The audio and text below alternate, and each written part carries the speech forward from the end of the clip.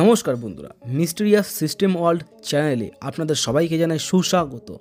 আজ যে নতুন বিষয়টি নিয়ে আলোচনা করে মন্ত্র দিতে এসেছি সেই বিষয়টি হচ্ছে বশীকরণ চালান। তার আগে আমাদের জেনে রাখা দরকার যে এই বশীকরণ চালান আমরা কোন কোন ক্ষেত্রে ব্যবহার করে থাকি।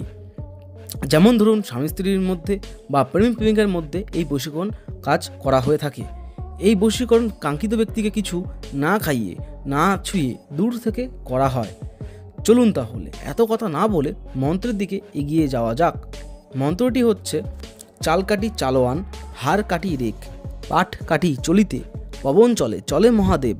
আমার এই পাট কাটি শীঘ্র চল, নইলে দণ্ড যাবে রসাতল। আমার এই বাক্য যদি চলে, ঈশ্বর মহাদেবের জটা কেটে ভূমিস্থলে পড়ে। অমুক অমুক, মানে ওই দুজন ব্যক্তির নাম বলতে হবে শেষে। এই ছিল মন্ত্র। মন্ত্রের নিয়ম: প্রথমে ভালো জায়গা থেকে দুটি পাটকাঠি নিয়ে আসতে হবে।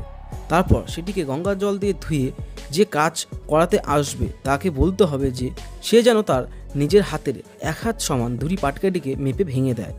তারপর সেই পাটকাঠি নিয়ে দুটি হাতে ধরতে হবে হালকা করে। এইভাবে আমি স্ক্রিনের ওপর দেখিয়ে দিচ্ছি, দেখে নিন তাহলে। প্রথমে কাঠি দুটিকে এক হাত মাপে মেপে নিতে হবে। তারপর দুই হাতে পাকাঠি দুটিকে এইভাবে ধরতে হবে।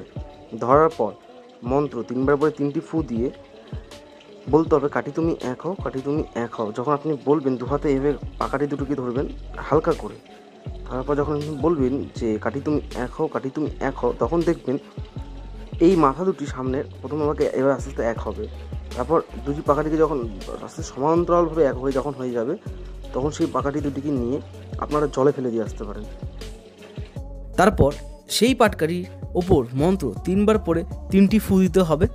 এরপর ওই দুজনের নাম ধরে বলতে হবে যে অমুকের সাথে অমুকের যদি বশীকরণ হয় তাহলে কাঠি তুমি এক হও, কাঠি তুমি এক হও, কাঠি তুমি এক হও, কাঠি তুমি এক হও। এরকম বলতে হবে সমানে, প্রায় ধরুন 10 মিনিট ধরে। তারপর যদি দেখেন বলতে বলতে কাঠি দুটো সমানভাবে এক হচ্ছে, তাহলে কাজ আপনার হয়ে গেল। তারপর সেই দুটি কাঠিকে নেবেন, নিয়ে জলে ফেলে দেবেন। আজকের ভিডিও এইটুকুই ছিল। যদি আপনাদের বুঝতে কোথাও সমস্যা হয়ে থাকে তাহলে অবশ্যই কমেন্ট বক্সে জানাবেন।